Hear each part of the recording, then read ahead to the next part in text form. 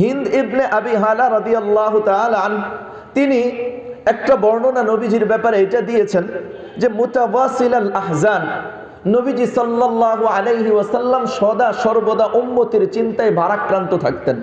দাইমাল ফিকরা, সদা সর্বদা উম্মতের জন্য ফিকির করতেন।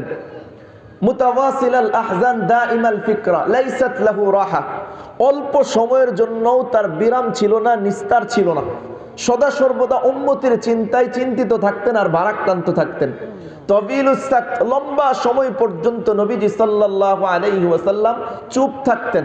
লা ইয়াতাকাল্লামু ফি গায়রি হাজা, বিনা প্রয়োজনে তিনি কোনো কথাই বলতেন না।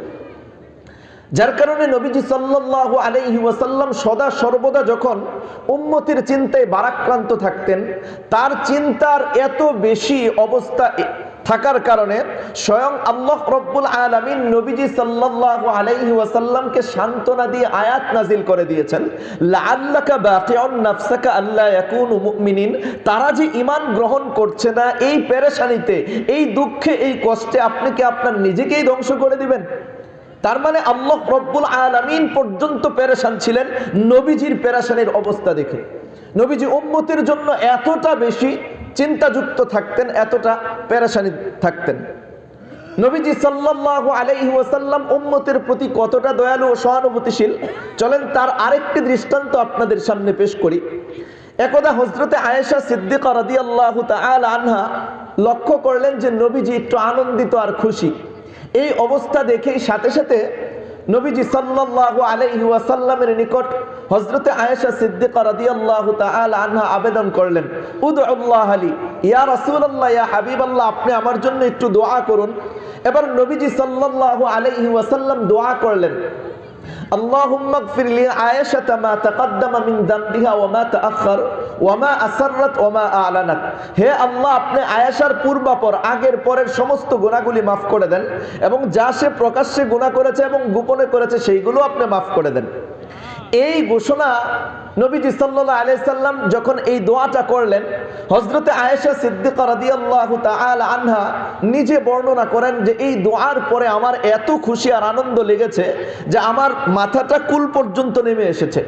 এই খুশির তীব্রতা পরিলক্ষিত করে হযরতে রাসূল করিম সাল্লাল্লাহু আলাইহি ওয়াসাল্লাম আয়েশা সিদ্দিকা রাদিয়াল্লাহু তাআলা আনহাকে সম্বোধন করে বললেন, হে আয়েশা, আমি তোমার জন্য যে দোয়া করেছি এই জন্য বড় খুশি আর আনন্দিত হয়েছো। ইয়া রাসূলুল্লাহ, ইয়া হাবিবাল্লাহ, আপনি আমার জন্য দোয়া করেছেন, আমি খুশি আর আনন্দিত হব না? আমি অনেক বেশি খুশি আর আনন্দিত হয়েছি। এবার নবীজি সাল্লাল্লাহু আলাইহি ওয়াসাল্লাম বললেন যে, হ্যাঁ আয়েশা, যেই দোয়াটা তোমার জন্য একবার করার কারণে তুমি খুশি আর আনন্দিত হয়েছো, শুনো আয়েশা, ওয়াল্লাহি ওয়াল্লাহি ওয়াল্লাহি ইন্নাহা লা দুআই লি উম্মতি ফি কুল্লি সালাহ, আমি তো প্রত্যেক নামাজের পরে আমার উম্মতের জন্য এই দোয়া করে থাকি। তো নবীজি সাল্লাল্লাহু আলাইহি ওয়াসাল্লাম সদা সর্বদা উম্মতের জন্য ফিকির করেছেন। নবীজি যে উম্মতের জন্য অত্যন্ত দয়ালু ও সহানুভূতিশীল ছিলেন, তার আরেকটি দৃষ্টান্ত আপনাদের সামনে পেশ করি। নবীজির উপর যখন ওহী নাজিল শুরু হইল, অর্থাৎ তিনি নবুয়ত প্রাপ্ত হলেন, এরপরে মক্কাতে তিনি দাওয়াতের মেহনত শুরু করলেন। মক্কার কাফের মুশরিকরা দাওয়াতের মেহনতকে কবুল করে নাই। গরিব শ্রেণীর যে সমস্ত ব্যক্তিবর্গরা নবীজির প্রতি ঈমান এনেছে, এদের উপর নির্যাতন নিপীড়ন শুরু করেছে। নবীজি সাল্লাল্লাহু আলাইহি ওয়াসাল্লামের উপর একটা পর্যায়ে নির্যাতন আর নিপীড়ন শুরু করেছে। এই নির্যাতন আর নিপীড়নের কারণে একটা পর্যায়ে নবীজি সাল্লাল্লাহু আলাইহি ওয়াসাল্লাম চিন্তা করলেন যে আমি এই জায়গা থেকে, মক্কা থেকে একটু ভিন্ন জায়গায় যায় যদি আমি ইসলামের দাওয়াত দেই, তাহলে তারা হয়তো ইসলাম কবুল করলে ইসলামটা একটু শক্তিশালী হবে। এই চিন্তা চেতনায় নবীজি সাল্লাল্লাহু আলাইহি ওয়াসাল্লাম সর্বপ্রথম যেই জায়গাকে নির্ধারণ করলেন সেটা হলো তার মামার গোষ্ঠী তায়েফে নির্ধারণ করেছেন। মামা কিভাবে? যে হযরতে হালিমাতুস সাদিয়া রাদিয়াল্লাহু তাআলা আনহার দুধ নবীজি সাল্লাল্লাহু আলাইহি ওয়াসাল্লাম পান করেছিলেন। হালিমাতুস সাদিয়া রাদিয়াল্লাহু তাআলা আনহা যেহেতু এরকম ভাবে তায়েফের বাসিন্দা ছিলেন, এই কারণে তিনি তায়েফ যাওয়ার চিন্তা ভাবনা করেছেন যে আমার সাথে যেহেতু তাদের একটা আত্মীয়তার বন্ধন আছে, আর আরবরা আত্মীয় প্রিয় হয়, মেহমানদারি প্রিয় হয়, এই কারণে আমি যদি সেখানে যে দাওয়াতের মেহনত করি, হতে পারে আমার এই দাওয়াতকে কবুল করবে। নবীজি সাল্লাল্লাহু আলাইহি ওয়াসাল্লাম সাথে যায়েদ ইবনে হারেসা রাদিয়াল্লাহু তাআলা আনহুকে সঙ্গে নিয়ে তায়েফ চলে গেলেন। তায়েফ যাওয়ার পরে সর্দার শ্রেণীর 3 জন ব্যক্তির সাথে দেখা সাক্ষাৎ করলেন, তাদেরকে ইসলামের দাওয়াত দিলেন, আল্লাহ তাআলার একাত্মবাদের দাওয়াত দিলেন, নবীজির নবুয়তের দাওয়াত পেশ করলেন। কেউ দাওয়াত কবুল করে নাই। অবশেষে তাদের থেকে নিরাশ হয়ে নবীজি সাল্লাল্লাহু আলাইহি ওয়াসাল্লাম সাধারণ ব্যক্তিবর্গদেরকে দাওয়াত দিলেন। কেউ নবীজির দাওয়াত কবুল করে নাই। নবীজি তায়েফবাসীর থেকে পরিপূর্ণরূপে নিরাশ হয়ে এবার মক্কার পথে রওনা দিয়েছেন। যখনই মক্কার পথে রওনা দিয়েছেন, তায়েফবাসী এইটাও সহ্য করতে পারে নাই যে নবীজি তায়েফ থেকে নিরাপদে মক্কায় চলে আসবে। এই কারণে তায়েফের নেতৃত্বস্থানীয় ব্যক্তিবর্গরা এলাকার যে সমস্ত বকাটে ছেলেগুলি আছে এদেরকে নবীজির পিছনে লেলিয়ে দিয়েছে। এরা নবীজির শরীরে কঙ্কর আর পাথর নিক্ষেপ করতে শুরু করেছে। নবীজির শরীরে কঙ্কর আর পাথর নিক্ষেপের কারণে নবীজির শরীর রক্তাক্ত হয়ে গিয়েছে। আর এই পাথর নিক্ষেপ শুধুমাত্র অল্প একটু জায়গার মধ্যে করে নাই, বরং টানা 6 মাইল পর্যন্ত নবীজির উপর পাথর নিক্ষেপ করা হয়েছে। 6 মাইল পরে নবীজি সাল্লাল্লাহু আলাইহি ওয়াসাল্লাম একটা আঙ্গুরের বাগানে আশ্রয় গ্রহণ করেছেন। যখন তাদের থেকে নিষ্কৃতি পেয়েছেন, এমতো অবস্থায় আল্লাহ রব্বুল আলামিন হযরতে জিবরিল আমিন আলাইহিস সালাতু ওয়াস সালামকে পাঠিয়ে দিয়েছেন। জিবরিল আমিন আলাইহিস সালাতু ওয়াস সালাম এসেছেন, আগমন করেছেন, সালাম দিয়ে বলতেছেন, ইয়া রাসূলুল্লাহ, ইয়া হাবিবাল্লাহ, তায়েফবাসী আপনার সাথে যে আচরণ করেছে এটা আল্লাহ রব্বুল আলামিন দেখেছেন। এই যে আমার সাথে পাহাড়ের নিযুক্ত ফেরেশতা আছে তাকে আমার সাথে দিয়ে দেওয়া হয়েছে। এবার পাহাড়ের নিযুক্ত ফেরেশতা এসে সালাম দিয়ে বলতেছেন, ইয়া রাসূলুল্লাহ, ইয়া হাবিবাল্লাহ, আপনার সাথে তায়েফবাসীর আচরণ আল্লাহ তাআলা দেখেছেন, আমাকে পাঠিয়েছেন। আপনি যদি অনুমতি দেন, তায়েফের যে 2 প্রান্তরের পাহাড়গুলো আছে এই পাহাড়গুলো শুধুমাত্র আমি মিলিয়ে দিব, ফলে তায়েফবাসী ধ্বংস হয়ে যাবে। নবীজি সাল্লাল্লাহু আলাইহি ওয়াসাল্লাম উম্মতের জন্য কতটা দরদি আর সহানুভূতিশীল ছিলেন। রক্তাক্ত অবস্থায় জুতা মুবারক পর্যন্ত লেগে গেছে, এমতো অবস্থায় তিনি বলতেছেন, বাল আরজু আন ইউখরিজাল্লাহু মিন আসলাবিহিম মান ইয়াবুদুল্লাহ ওয়াহদা লা ইউশরিকু বিহি শাইআ। আরে আমি তো আশাবাদী, যদিও নাকি এরা ঈমান গ্রহণ করে নাই, এদের পরবর্তী প্রজন্ম যারা আসবে দুনিয়াতে সন্তান হয়ে আগমন করবে, আমি আশাবাদী এরা আল্লাহ রব্বুল আলামিনের একাত্মবাদকে স্বীকার করে নেবে, আমি নবীর প্রতি ঈমান আনবে, আল্লাহ তাআলার সাথে কাউকে শরীক করবে না। সাথে সাথে তিনি এই দোয়া করলেন, আল্লাহুম্মা হদি কওমি ফাইন্নাহুম লা ইয়ালামুন, হে আল্লাহ আপনি আমার কওমকে হেদায়েত দান করেন, তারা তো আমাকে জানে না, তারা তো আমাকে চিনে না। দেখুন, নবীজি রক্তাক্ত হওয়ার পরেও উম্মতের জন্য নবীজি বদদোয়া করেন নাই, বরং উম্মতের ফিকিরে তিনি ফিকিরবান ছিলেন আর উম্মতের চিন্তায় বড় ভারাক্রান্ত ছিলেন। নবীজি সাল্লাল্লাহু আলাইহি ওয়াসাল্লাম উম্মতের প্রতি কতটা সহানুভূতিশীল তার আরেকটি দৃষ্টান্ত আপনাদের সামনে পেশ করি। যখন তায়েফে ছিলেন, যখন ওই উহুদের ময়দানে ছিলেন, উহুদের ময়দানে যখন একটা পর্যায়ে মুসলমানরা একটু পরাজয় বরণ করলো, অর্থাৎ মুসলমানদের উপর কাফেরদের চরম পর্যায়ের আক্রমণ শুরু হইল, নবীজির প্রিয় সাহাবায়ে কেরাম নবীজির সামনে শাহাদাত বরণ করে দুনিয়ার থেকে বিদায় নিয়ে চলে যাচ্ছেন, এবং কাফেররা সাহাবায়ে কেরামের উপর এই পরিমাণ আক্রমণ করেছে যে কোন সাহাবীর চেহারা দেখে চেনাও যাচ্ছিল না। হযরতে আনাস ইবনে নজর রাদিয়াল্লাহু তাআলা আনহুর লাশকে যখন আনা হয়েছে, তার শরীরের ভিতরে এই পরিমাণ আঘাতের চিহ্ন ছিল যে কেউ কোনো সাহাবী এবং নবীজি পর্যন্ত এই ব্যক্তিটাকে চিনতে পারতেছিল না। অবশেষে পরিবারের একজন সদস্য হাতের আঙ্গুলের একটা কড়া দেখে চিনতে পেরেছেন যে এটা আনাস ইবনে নজর। এই উহুদের ময়দানেই নবীজি সাল্লাল্লাহু আলাইহি ওয়াসাল্লামের দান্দান মুবারক শহীদ হয়েছে, কপালের ভিতরে একটা কড়া বিঁধে গেছে, ওইখান থেকে অজুরে রক্ত ঝরতেছিল। এই কষ্টের ভিতরেও নবীজি সাল্লাল্লাহু আলাইহি ওয়াসাল্লাম উম্মতের জন্য বদদোয়া করেন নাই। ওই অবস্থার ভিতরেও নবীজি আল্লাহ তাআলার কাছে দোয়া করতেছিলেন, রব্বিগফির লিকওমি ফাইন্নাহুম লা ইয়ালামুন, হে আল্লাহ আপনি আমার কওমকে ক্ষমা করে দেন, আমার জাতিকে ক্ষমা করে দেন, এরা তো আমাকে চেনে না, এরা আমাকে জানে না। নবীজি উম্মতের প্রতি কতটা দরদি আর সহানুভূতিশীল ছিলেন তার আরেকটি দৃষ্টান্ত আপনাদের সামনে পেশ করি। একদা নবীজি সাল্লাল্লাহু আলাইহি ওয়াসাল্লাম কোরআনুল কারীমের ওই আয়াতটা তিলাওয়াত করতেছিলেন, যে আয়াতটা হযরতে ইব্রাহিম আলাইহিস সালাতু ওয়াস সালাম তার উম্মতের জন্য যে দোয়াটা করেছিলেন, ওই দোয়াটা আল্লাহ রাব্বুল আলামিন হযরতে রাসূল কারীম সাল্লাল্লাহু আলাইহি ওয়াসাল্লামের জন্য কোরআনুল কারীমের আয়াত বানিয়ে নাজিল করেছিলেন। ওই আয়াতটা হলো, রব্বি ইন্নাহুন্না আযলাল্লা কাসীরাম মিনান নাস ফামান তাবিআনি ফাইন্নাহু মিন্নি ওয়া মান আসানি ফাইন্নাকা গফুরুর রহিম। হে আল্লাহ, হে আমার প্রতিপালক, এরা এই সমস্ত প্রতিমাগুলো, মূর্তিগুলো অনেক মানুষকে বিভ্রান্ত করে ফেলেছে, সুতরাং যে আমাকে অনুসরণ করে সে তো আমার দলভুক্ত। ওয়া মান আসানি, যে আমাকে অনুকরণ করে না, আল্লাহ আপনি তো ক্ষমাশীল, আপনি তো রহিম, আপনি তো দয়ালু। নবীজি সাল্লাল্লাহু আলাইহি ওয়াসাল্লাম এই আয়াতটা তিলাওয়াত করেছেন। আরেকটা আয়াত নবীজি তিলাওয়াত করতেছিলেন, যেই বিষয়টা হযরতে ঈসা আলাইহিস সালাতু ওয়াস সালাম তার উম্মতের জন্য দোয়া করেছিলেন, উম্মতের জন্য যেই দোয়াটা করেছিলেন ওইটা আল্লাহ রাব্বুল আলামিন কোরআনুল কারীমের আয়াত হিসাবে বানিয়ে নাজিল করে দিয়েছেন। ওই আয়াতটা হলো, ইন তুআদ্দিবহুম ফাইন্নাহুম ইবাদুক ওয়া ইন তাগফির লাহুম ফাইন্নাকা আনতাল আজিজুল হাকীম। আল্লাহ, আপনি যদি তাদেরকে শাস্তি প্রদান করেন তারা তো আপনারই বান্দা, ওয়া ইন তাগফির লাহুম, আর যদি আপনি তাদেরকে ক্ষমা করে দেন, ফাইন্নাকা আনতাল আজিজুল হাকীম, আপনি তো মহান পরাক্রমশালী প্রজ্ঞাময়।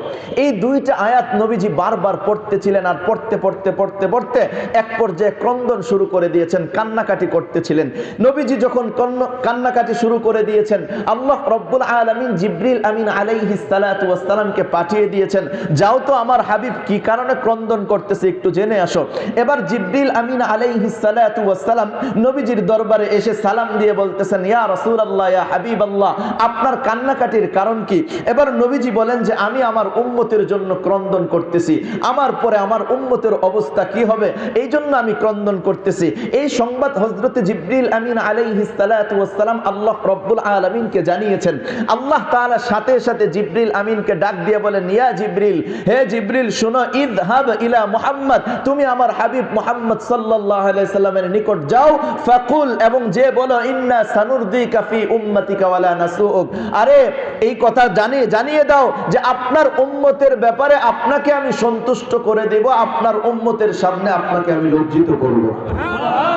তো নবীজি সাল্লাল্লাহু আলাইহি ওয়াসাল্লাম উম্মতের প্রতি কতটা দয়ালু ও সহানুভূতিশীল ছিলেন, চলেন তার আরেকটা দৃষ্টান্ত আপনাদের সামনে পেশ করি।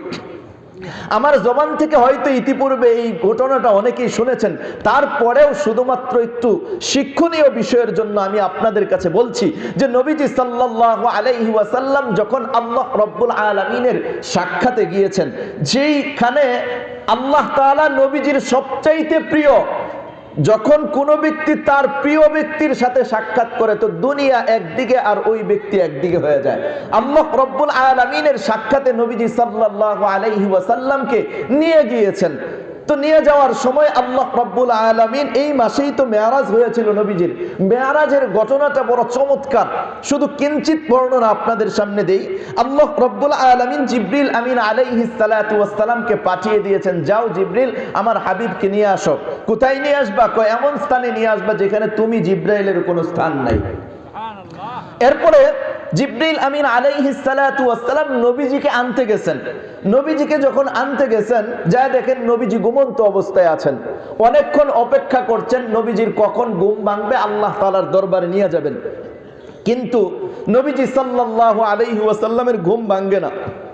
এক পর্যায়ে আল্লাহ তাআলাকে জিবরিল আমিন জিজ্ঞেস করেন, ইয়া আল্লাহ, আপনার হাবিব ঘুমন্ত, অপরদিকে আপনার নির্দেশ পালন করতে হয়, আপনার হাবিব তো জাগ্রত হচ্ছে না, আমি জাগ্রত কিভাবে করব? দরজায় জোরে সুরে নক করব যেন আপনার হাবিবের ঘুম ভাঙে? আল্লাহ তাআলা বলেন যে না না না, তুমি দরজায় জোরে সুরে নক করলে আমার হাবিবের হঠাৎ ঘুম ভেঙে গেলে কষ্ট হবে, সুতরাং তুমি দরজায় জোরে সুরে নক করবে না।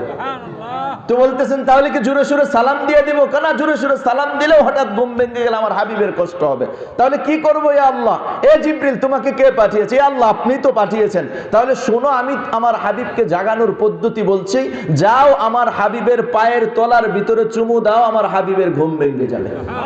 হযরতে রাসূল করিম সাল্লাল্লাহু আলাইহি ওয়াসাল্লাম এর পায়ের তলায় সমস্ত ফেরেশতাদের সর্দার জিবরিল আমিন আলাইহিস সালাতু ওয়াস সালাম পায়ের তলায় চুমু দিয়েছেন, নবীজির পায়ের তলায় চুমু দিয়ে ধরে রাখছেন, সরে যান নাই। অনেকক্ষণ পরে নবীজির যখন ঘুম ভেঙেছে, পরবর্তীতে জিবরিল আমিনকে জিজ্ঞাসা করা হয়েছিল, আপনি নবীজির পায়ের তলায় চুমু দিয়ে ধরে রাখছেন, সরে যান নাই, কারণটা কি?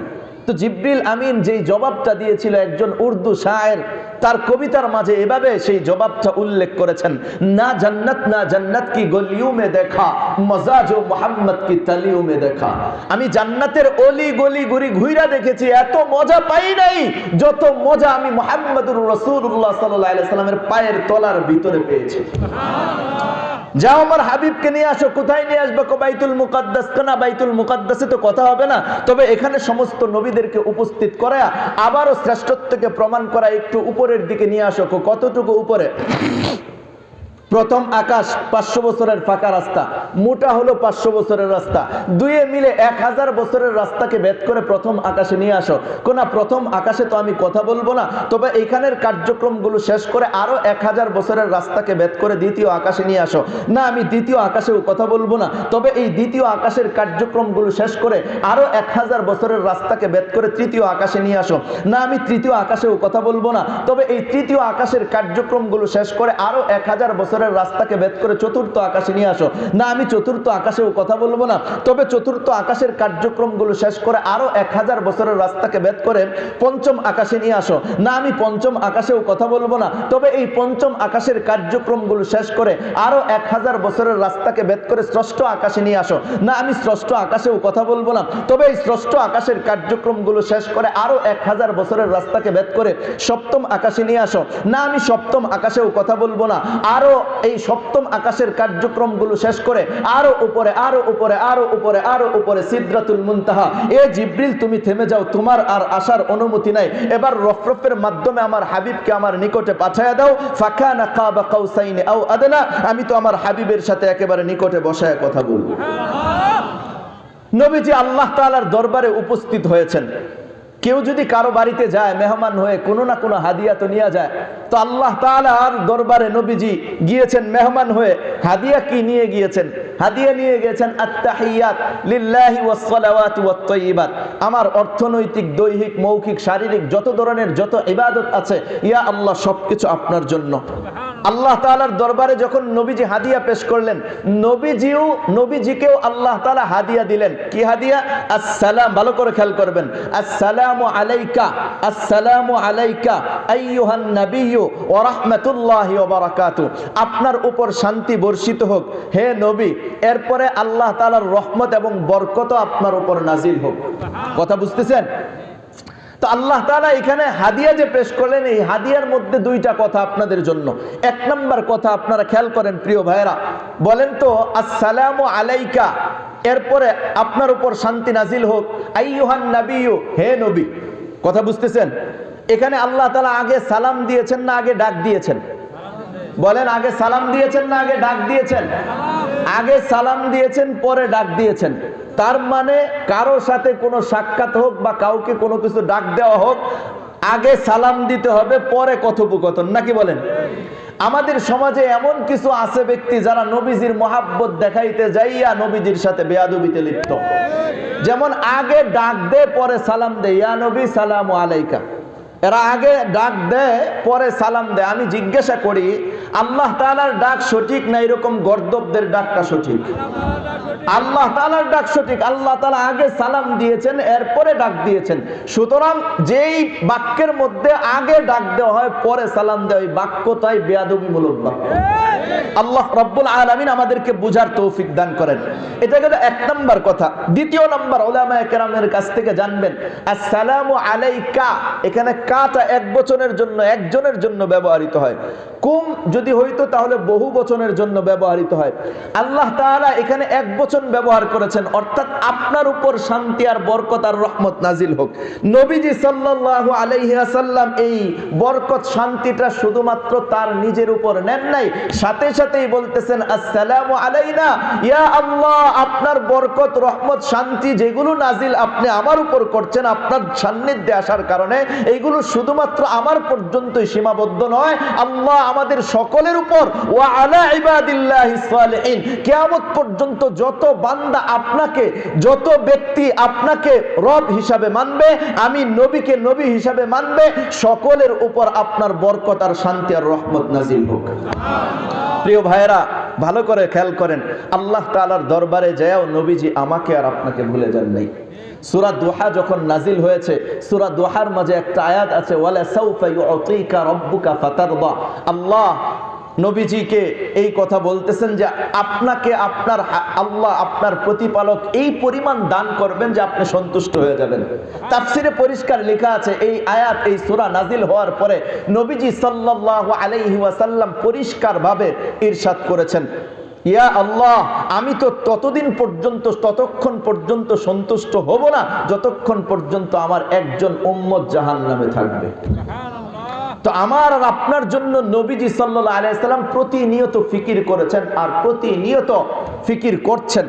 এমনকি কিয়ামতের ময়দানে যখন সকলেই ইয়া রব্বি নাফসি বলতে থাকবে যে আমার জানের কি অবস্থা, আমার নিজের অবস্থা কি হবে, এই নিয়ে যখন সকলেই পেরেশান, ওই অবস্থার ভিতরেও আল্লাহ তাআলার কুদরতি কদমে নবীজি সাল্লাল্লাহু আলাইহি সাল্লাম সিজদায় পড়ে এই কথা বলতে থাকবেন, ইয়া রব্বি উম্মতি, ইয়া রব্বি উম্মতি, উম্মতের জন্য ফিকিরের কথা বলতে থাকবেন। কথা বুঝতেছেন? তো নবীজি কতটা দয়ালু উম্মতের প্রতি ছিলেন। এখন আসেন, আমাদের করণীয় নাই কিছুই। নবীজি তো আমাদের প্রতি দরদি ছিলেন, প্রতিনিয়ত আমার আর আপনার জন্য ফিকির করেছেন। তো আমার আর আপনার করণীয় কি? করণীয় অনেক কিছু আছে।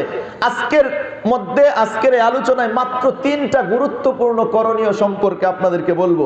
মানতে রাজি আছেন কে কে ইনশাআল্লাহ? নবীজি আমার আর আপনার প্রতি দয়া করেছেন, এটা তো বিশ্বাস হয় নাকি? এই জন্য নবীজির জন্য আমি আর আপনি 3টা করণীয়, গুরুত্বপূর্ণ 3টা করণীয়। 1 নম্বর করণীয়, জানের চাইতে বেশি মহাব্বত নবীজিকে করতে হবে। কে কে রাজি আছেন ইনশাআল্লাহ? নিজের জানের চাইতে বেশি মহাব্বত করতে হবে। যদি নবীজির চাইতে অন্য কাউকে আমি আর আপনি বেশি মহাব্বত করে ফেলি, অন্য কোনো বস্তুকে, তাহলে দুনিয়াতে আমার উপর শাস্তি নেমে আসবে। এটা কোরআনুল কারীমের ঘোষণা।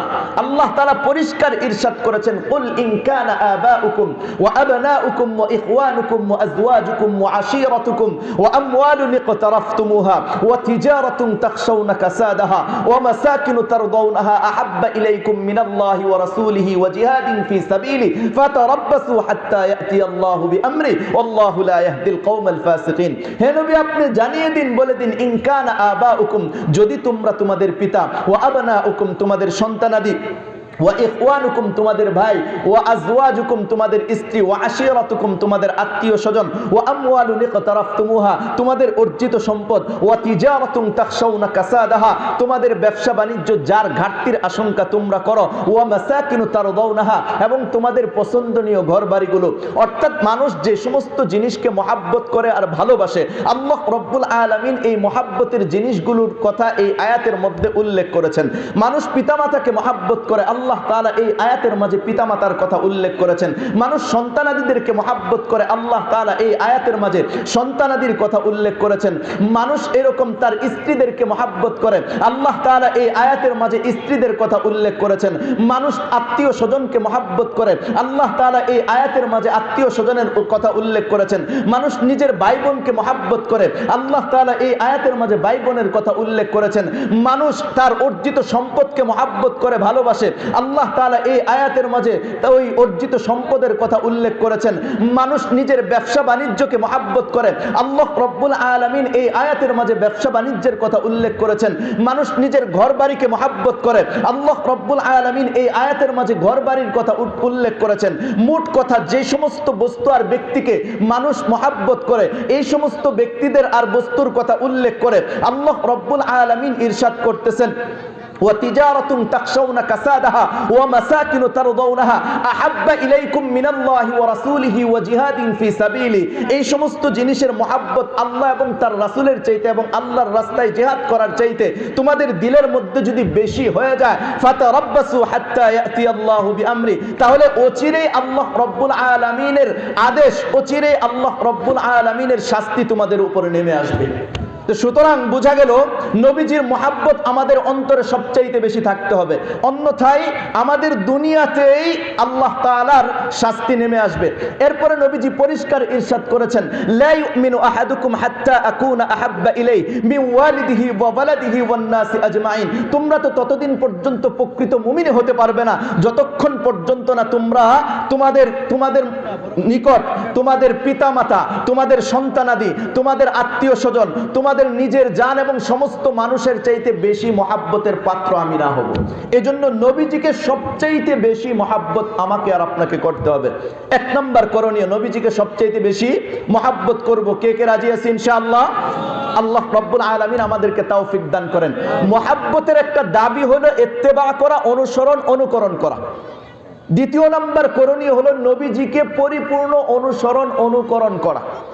নবীজিকে পরিপূর্ণরূপে অনুসরণ, অনুকরণ করতে হবে। যদি আমি আর আপনি নবীজিকে অনুসরণ, অনুকরণ করতে পারি, নবীজি বলেন, মান আহাব্বা সুন্নতি, যে ব্যক্তি আমার সুন্নতকে ভালোবাসলো, ফাকাদ আহাব্বানি, সে আমাকে ভালোবাসলো।